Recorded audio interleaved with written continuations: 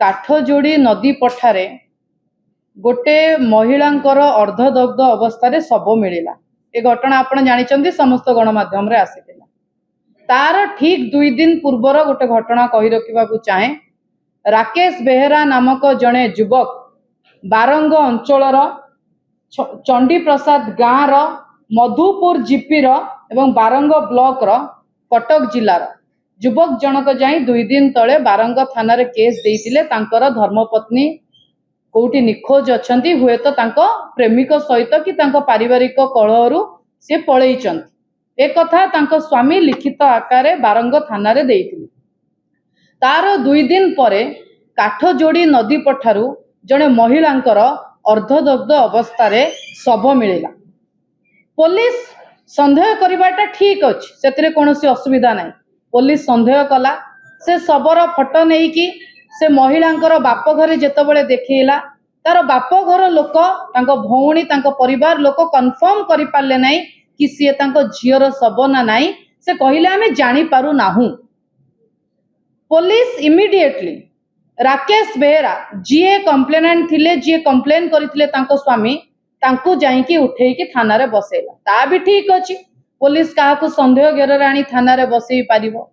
ता परर कथा ओरिजिनल कथा आरंभ होला जेतबेले थाना भितरे पुलिस राकेश बेहेरा को कंटिन्यूअसली भाबरे 3 रु 4 दिन 3rd डिग्री देला। 3 रु 4 दिन माड़ो मारिला। 3 दिन परे से झीर बाप घर लोक आसी कहले आम भौणी ओडिशा बाहर सुरक्षित अच्छी, सी आमको वीडियो कॉल करिथिला। सेते बेलको राकेश बेहेरा को पुलिस एही बड़ी भाबरे थाना भितरे मारिची। जहां आमको सूचना मिलुची तांकर मुंड फाटिची, किडनी फाटिची एवं मरणांतक भाबरे माड़ो मरा जाइची जे से जीवन मरण सहित वर्तमान संघर्ष करूचंती। सबटू आश्चर्यजनक घटना होउची जेबेटू पुलिस तांको थाना को उठेइची सेबेटू वर्तमान सुधा राकेश बेहेरा को तांकर परिवार लोक भेटी पारु नांती। तार एलिगेशन तांको परिवार लोक आनीचंती। को हॉस्पिटल सी वर्तमान चिकित्सित होउचंती ता मध्य पुलिस तांको परिवार को जणाउ नै, तांको परिवार को भेटिबा को दउ नै।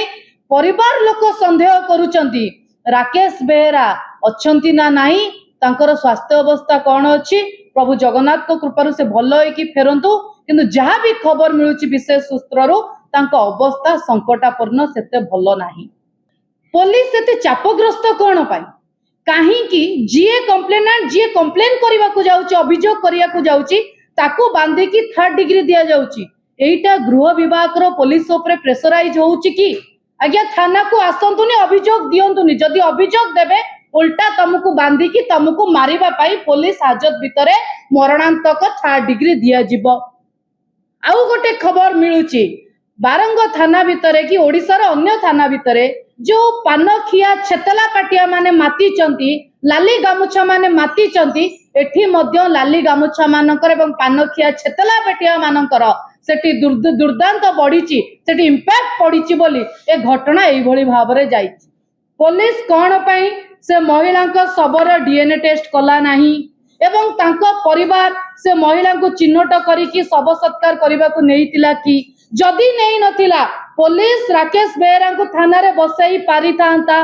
को आधार रे तांको 3rd डिग्री देला एवं ए घटना को गणमाध्यम उठेई थिले, किंतु पर्टिकुलरली गोटे आग धाड़ीर गणमाध्यम को चापग्रस्त करा जाई, बारंबार प्रेशराइज करा जाई, न्यूज न बजेवा पई कुहा गला। एवं आपण जानि कि आश्चर्य हेबे से अंचलर पथर माफिया, से अंचलर विभिन्न इलीगल काम रे इन्वॉल्व थिबा बुलू चक्रवर्ती बीजेपी नेता एटी पुलिस एवं सेठी राकेश बेहेरा परिवार से तो डील करबा को ट्राई करूचंदी बोली तांकर परिवार तांको गां लोक जे राकेश बेहेरा सपक्ष रे आसी ठिया आइतले से सेठी असंतुष्ट अछंती। जाई कि ट्रीटमेंट होउतिबा हॉस्पिटल आमे पहुंचीबू, राकेश बेहेरा को आईसीयू रे देखिबू। जदि न दिया जीवो आपन को कहूची आकाश पाताल एक करिवो एवं से लोकों को न्याय दबो। बिना प्रमाण रे डीएनए टेस्ट नहीं, प्रूफ नहीं, कौन धरी के पुलिस 3rd डिग्री दल काहे की दल माने पुलिस कहूची थाना को आसनी के एठी थाना रे अभियोग करनी। तेणु आगामी समय रे एथि पई सीपी उत्तरदायी रहिबे डीजी उत्तरदायी रहिबे, मुख्यमंत्री मोहन माझी उत्तरदायी रहिबे एवं होम डिपार्टमेंट उत्तरदायी रहिबो जदि राकेश बेहेरा जीवन सहित किछि गोटे अघटन घटे। तेणु सजग सरकार को ता परिवार को भेटिबा को दियंतु नेले परिस्थिति आउरी भयंकर हो। जय जगन्नाथ, वंदे उत्कल जन।